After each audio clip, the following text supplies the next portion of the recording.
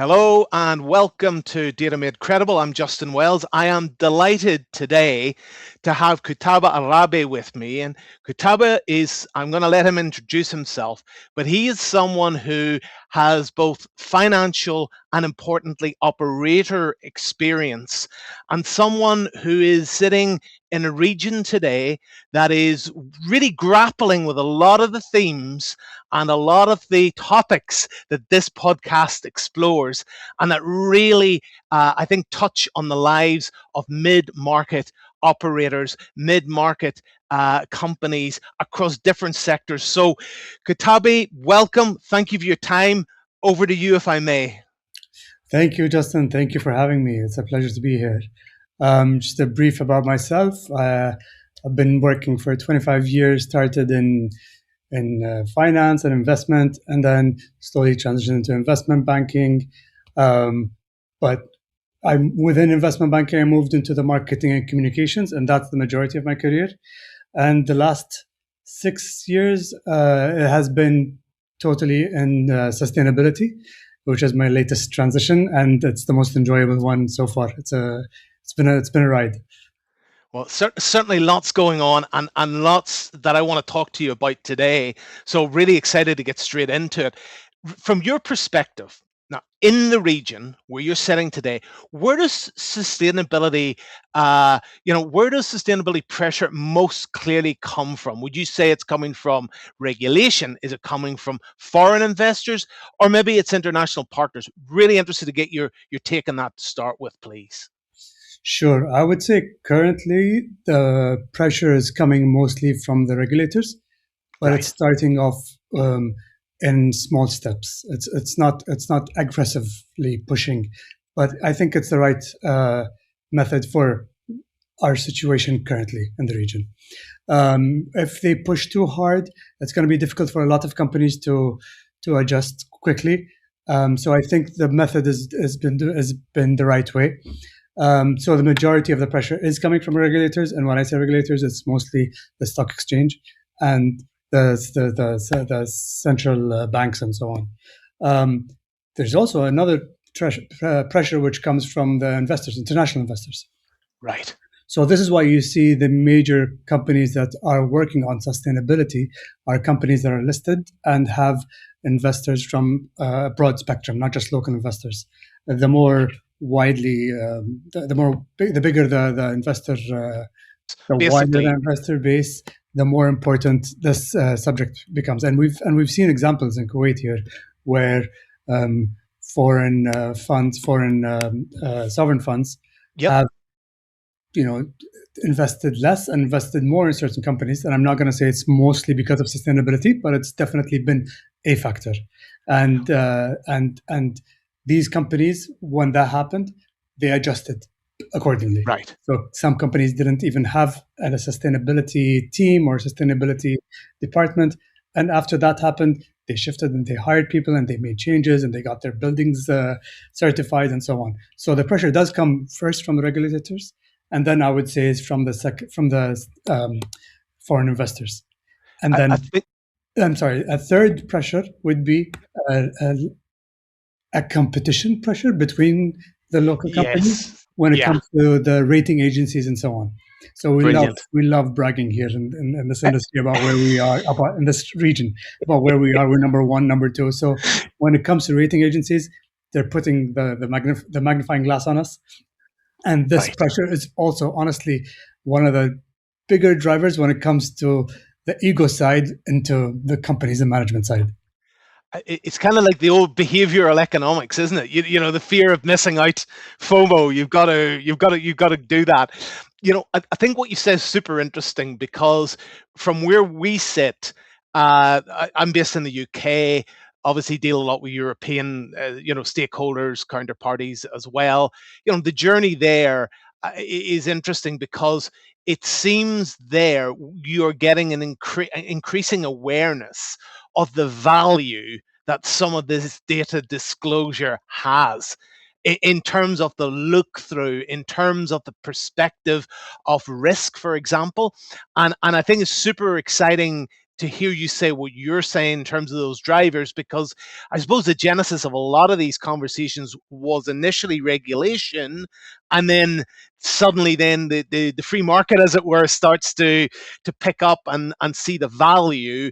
And to your point, then the next derivative of that, if you will, is the behavioral psychology driving it on as well. So really fascinating.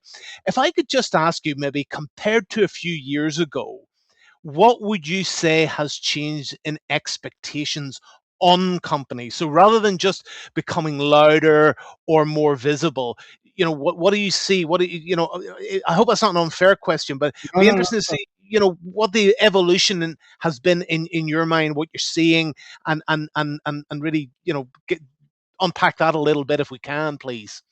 Sure. I think what has changed, like I said earlier, the regulations push has been a factor. Again, I'll use Kuwait as an example, but Please. it's not dissimilar to the other countries in the region. So in Kuwait, the Borsa Kuwait, which is the stock exchange, there's a new regulation where companies listed in the premier market have to publish the sustainability report in 2026 for 2025. So Right, got it. So, this yep, is yep, the first time that companies have to do this. When you look at companies like banks and telecoms, which is where I am currently, um, we've done this for the past 5, 6, 7 years.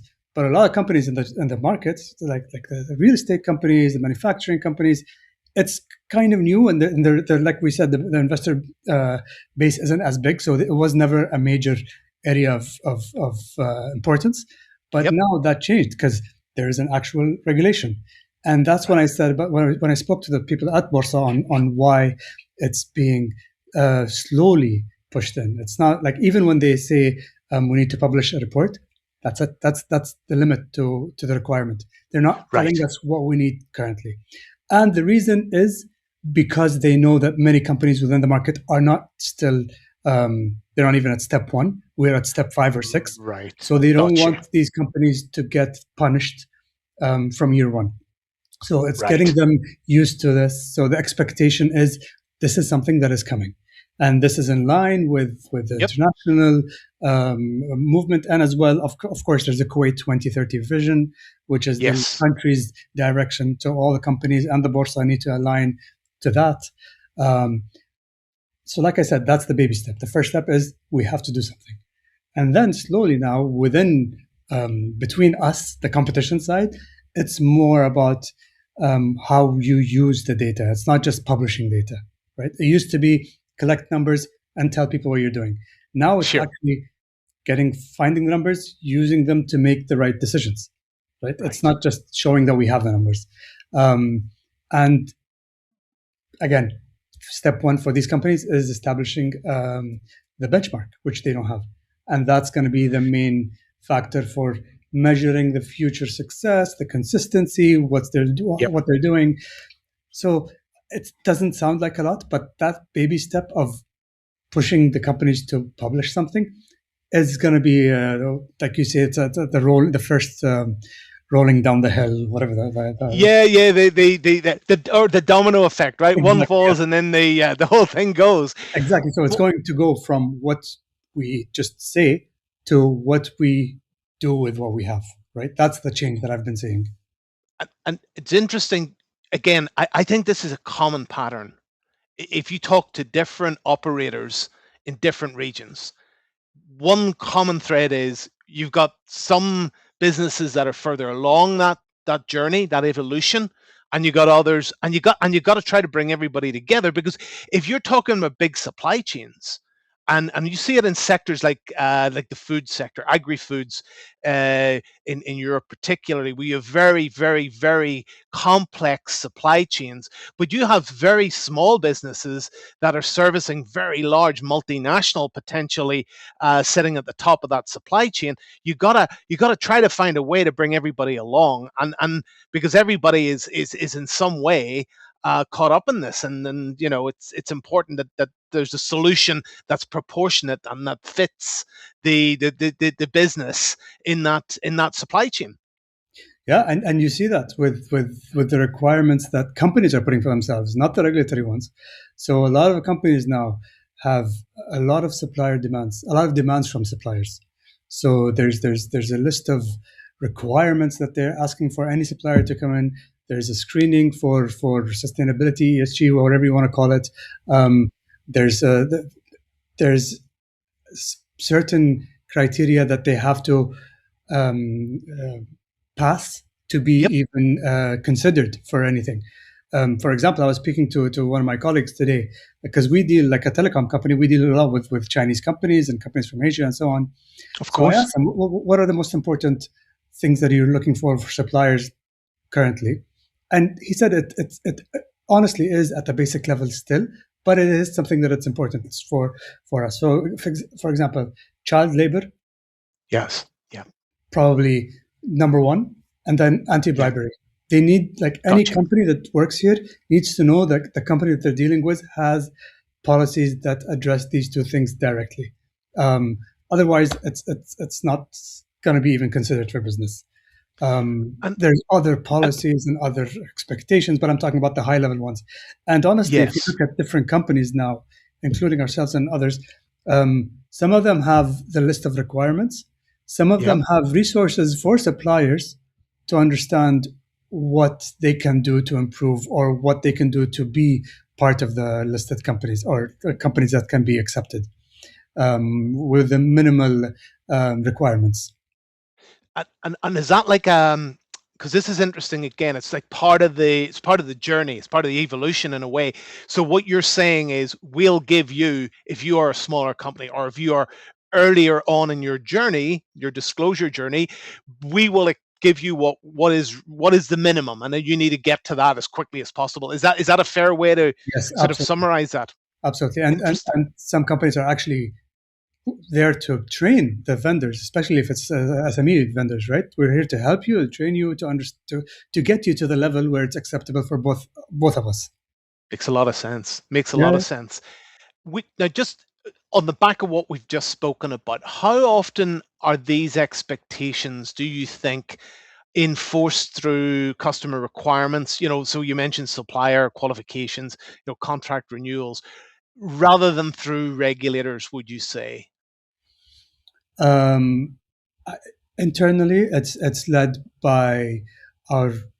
To be very honest, it's our audit team and our risk team.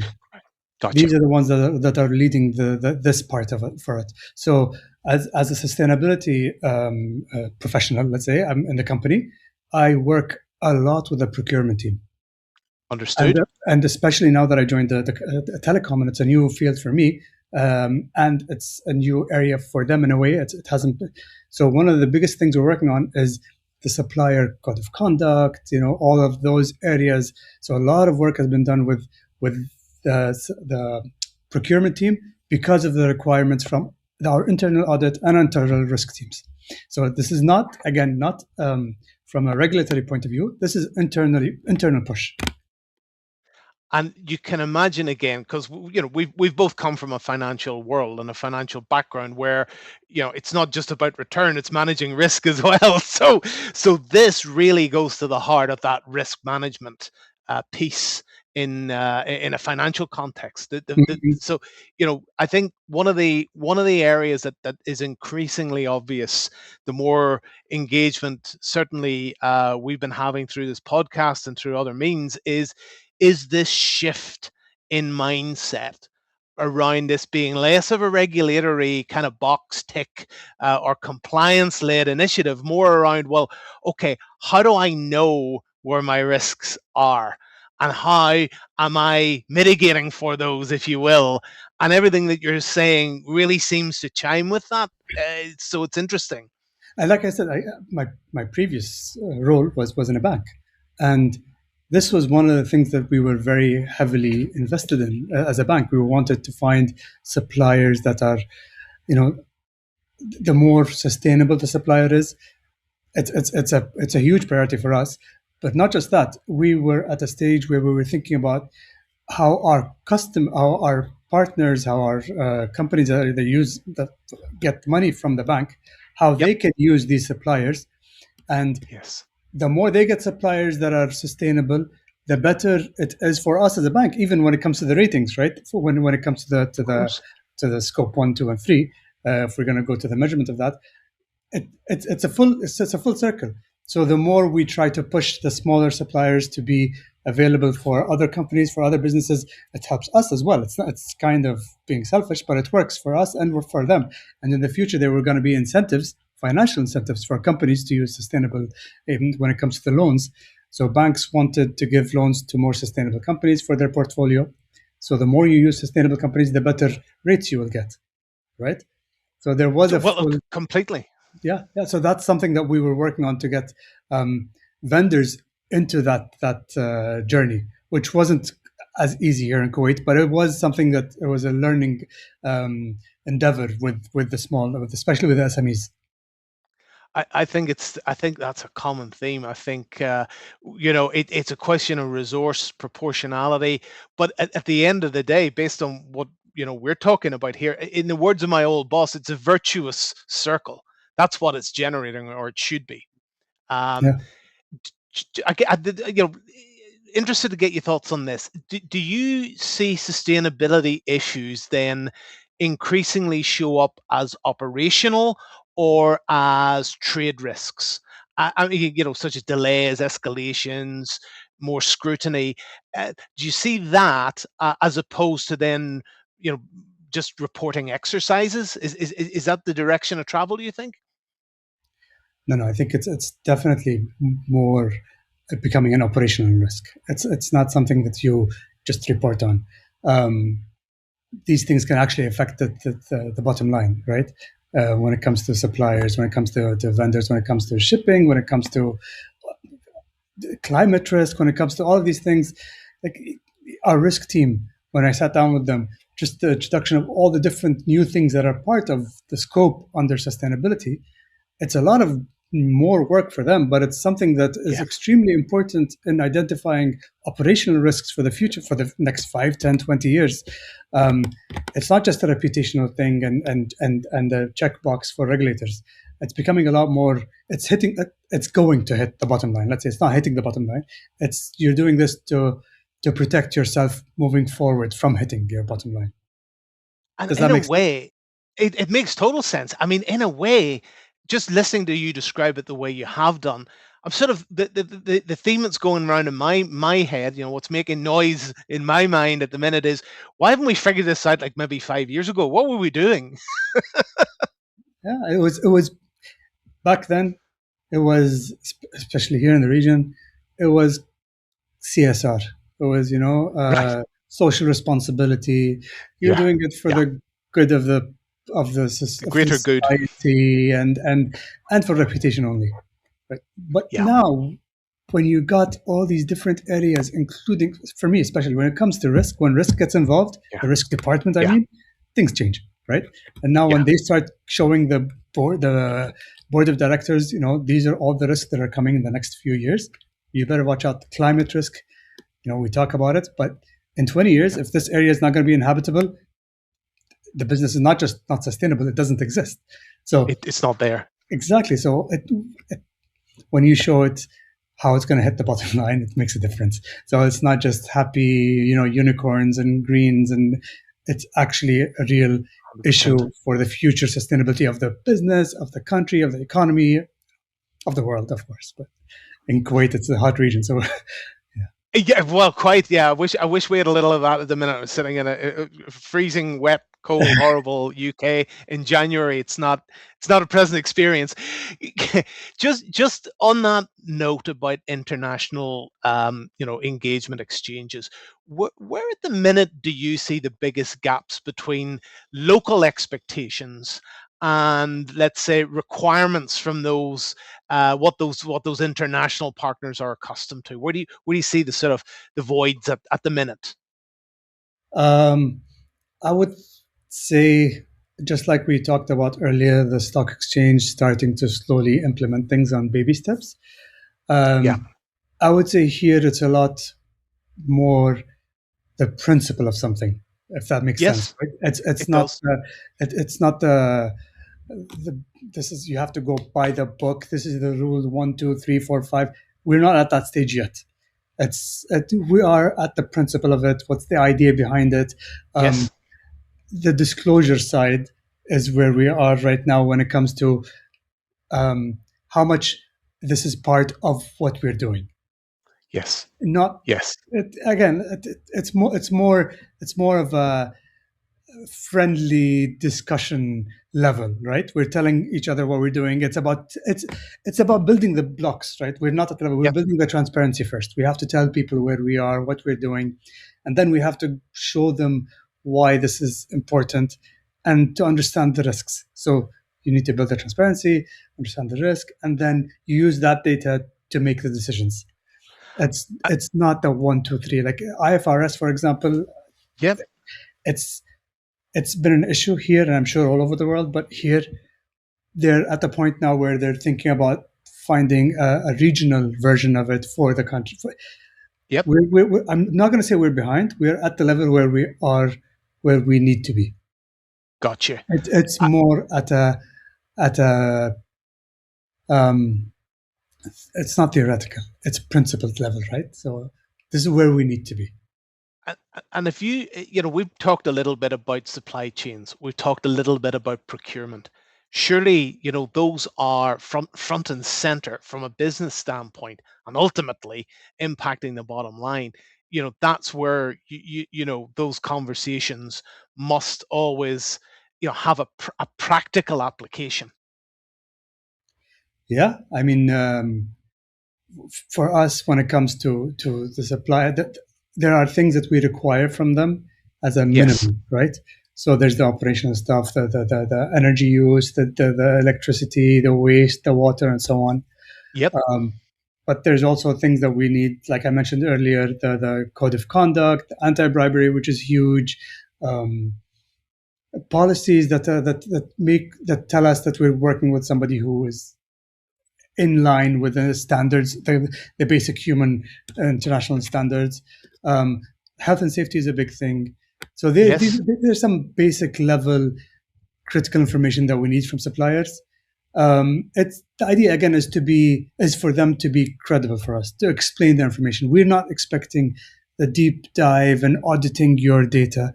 We just want to build that credibility. Like I said earlier about where we are as a region, we want to build that credibility first and then show the risks and explain them and then use the data. We're at that level with our suppliers as well. Um, we're not going to send our auditors to the factory currently and check everything. We might ask for bills, for logs of electricity. Yeah. Again, basic stuff. It's at the step one or step two of the journey where Europe is at step maybe 8 or 9.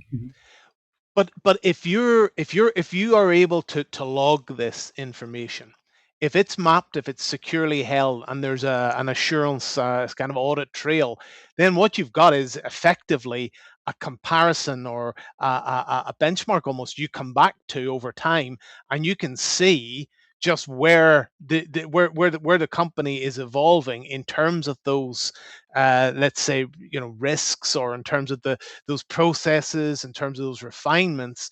So suddenly, with those expectations that we've spoken about, the sort of pressure bearing down, both internally, it sounds like, or domestically, but also internationally, then you're in a good place to be able to to meet those increasing demands.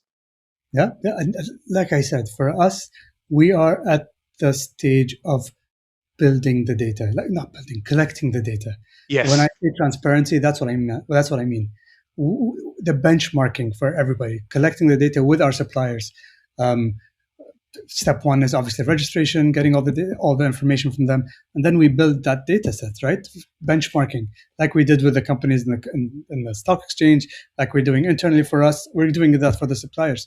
So without the data that we keep building up year on year, we can't improve our business, and we can't measure how successful how much effort they're putting into um, getting into the sustainability standards that we're looking for.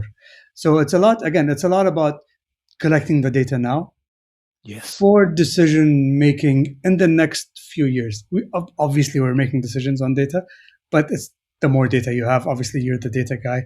The more data you have, the more decisions, the more um, ad- the more, what do you call it? And The more informed your choices can be ultimately when exactly, the you more when long you have that. term, yeah, the more long term decisions you can make, and